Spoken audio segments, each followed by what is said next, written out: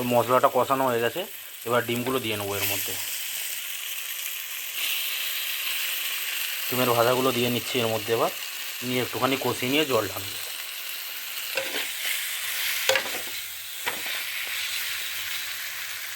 এবার ডিমের ভাজাটা দিয়ে কষিয়ে নিয়েছি, এবার এর মধ্যে জল ঢেলে নেবো। বন্ধুরা, আজকে রান্না করব ডিমের তরকারি। তো ডিম ভেজে রান্না করব।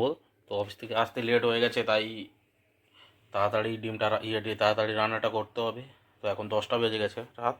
তো ডিম রান্না করার জন্য আমি এখানে টমেটো ছোটো ছোটো করে চপ করে নিয়েছি, পেঁয়াজও কুচিয়ে নিয়েছি, এখানে লঙ্কাও নিয়ে নিয়েছি, আর এখানে 5টা ডিম ভেঙে নিয়েছি। তো এটা খুব তাড়াতাড়ি দ্রুতই রান্না করে নেব। তো আপনারা সঙ্গে থাকবেন ভিডিওটা লাস্ট পর্যন্ত। সসপ্যানটা গরম হয়ে গেছে, এবার ডিমটা ভাজার জন্য তেল দিয়ে নিচ্ছি। ডিমটাকে ভালো করে টমেটো, পেঁয়াজ আর কাঁচা লঙ্কা যে কেটে রেখেছিলাম ওটা দিয়ে মিশিয়ে নিয়েছি, ভালো করে ফেটে নিয়েছি। এবার সসপ্যানের মধ্যে হাফ হাফ করে দিয়ে দেবো।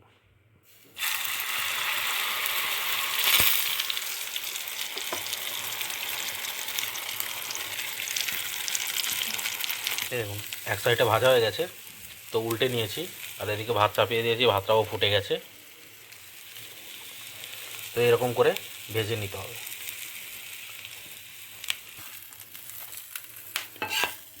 সস করে শেয়ার করে ডিমটা ভাজা হয়ে গেছে এদিকে। আর এদিকে আমি মশলাগুলো করে নিয়েছি, পেঁয়াজ কেটে নিয়েছি, কাঁচা লঙ্কা চিড়ে নিয়েছি, রসুন নিয়ে নিয়েছি, আদা নিয়ে নিয়েছি, টমেটো কেটে নিয়েছি। আর এখানে আলু আর বিটটা ভাজা করব, সেই জন্য এটা ছিলে নিয়েছি। কড়াটা গরম হয়ে গেছে, তেল ঢেলে নিচ্ছি।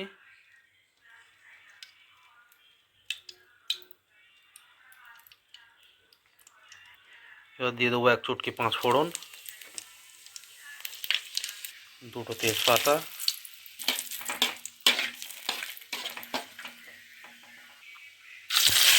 রাখা পেঁয়াজ।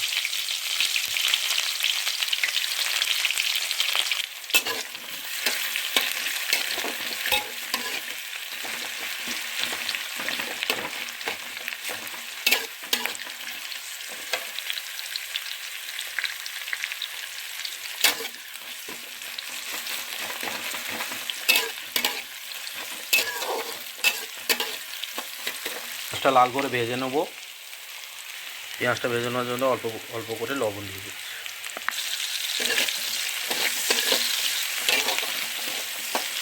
পেঁয়াজটাকে লাল লাল করে ভেজে নেব। পেঁয়াজটা ভাজা হয়ে গেছে, এবার দিয়ে দেবো আদা রসুন বাটাটা।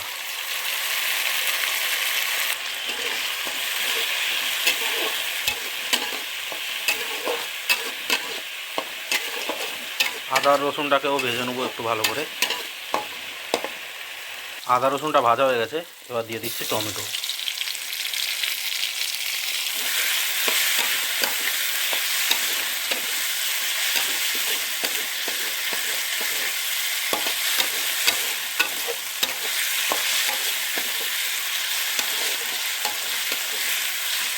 এবারে চিড়ে রাখা কাঁচা লঙ্কাগুলো দিয়ে দিচ্ছি।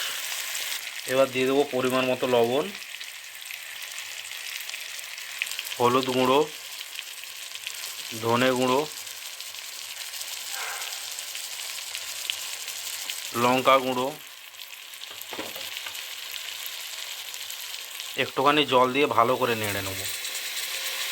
ভালো করে নেড়ে নেড়ে মশলাটাকে ভেজে নেব।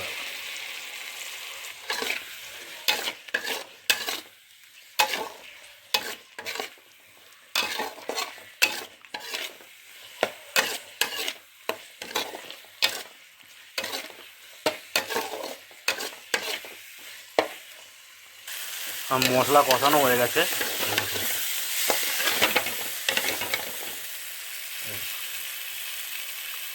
তো মশলাটা কষানো হয়ে গেছে, এবার ডিমগুলো দিয়ে নেবো এর মধ্যে। ডিমের ভাজাগুলো দিয়ে নিচ্ছি এর মধ্যে, এবার নিয়ে একটুখানি কষিয়ে নিয়ে জল ঢালবো।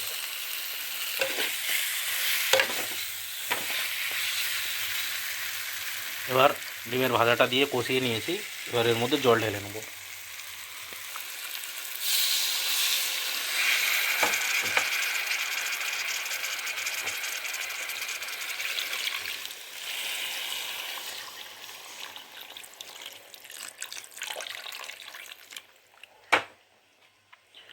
তরকারিটা তো জল ঢেলে নিয়েছি।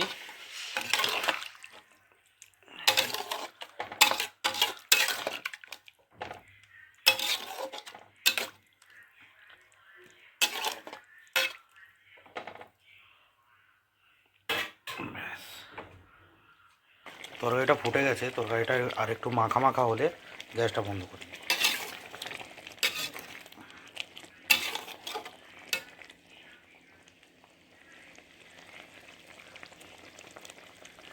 বিটটাও ভাজা করবো, তো বিটটা আর আলুটা কেটে নিয়েছি। এবার তরকারিটা হয়ে গেলেই এটা ভাজা স্টার্ট করব। তরকারি রান্না করা কমপ্লিট হয়ে গেছে।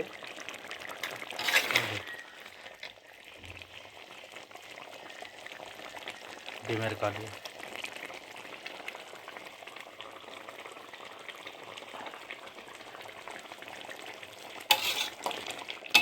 তো তরকারিটা ঢেলে নেবো এবার। তরকারিটা ঢেলে নিয়েছি, এই দেখুন। তো আজকের ভিডিওটা এখানেই শেষ করব। আপনাদের বিট ভাজা করাটা দেখালাম না, কেন কি ভিডিওটা অনেক লম্বা হয়ে যাবে। তো ভিডিওটা ভালো লেগে থাকলে আপনারা ভিডিওটাকে লাইক করবেন, শেয়ার করবেন।